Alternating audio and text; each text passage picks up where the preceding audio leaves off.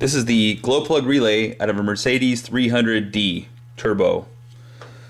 The 5 pins down here are for your glow plugs, all 5 cylinders. I am using this green light to represent the glow plugs. I don't have it hooked up to the glow plugs right now. This is the actual connector that would come out of your car. I'm just using it as a pigtail. I cut it out of a car I scrapped. This is hooked up to 12 volts right from the battery or from your terminal block, and then here's your fuse. The blue wire coming off this pigtail would go to the lamp inside your dash cluster to tell you when the glow plugs are hot enough to ready to start, and I've got that represented by this red light. This red wire with the black stripe would go to your ignition. The ignition is on when it's in the on position or the start position. This purple wire would go down to your starter solenoid, and we'll talk about its operation in a minute.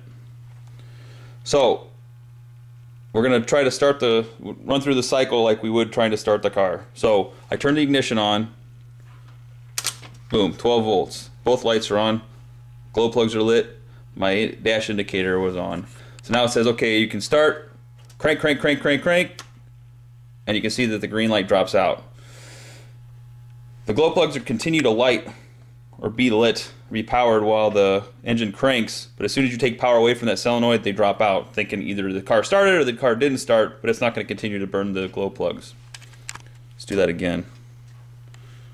So, key on, lamp goes out, crank, crank, crank, crank, start, and the light for the glow plugs drops out because it removes power from the glow plugs.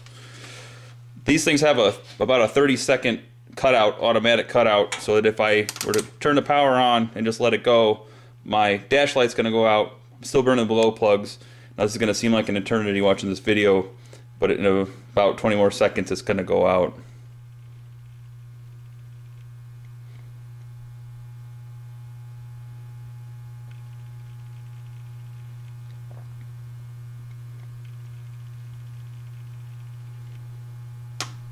Yeah, finally.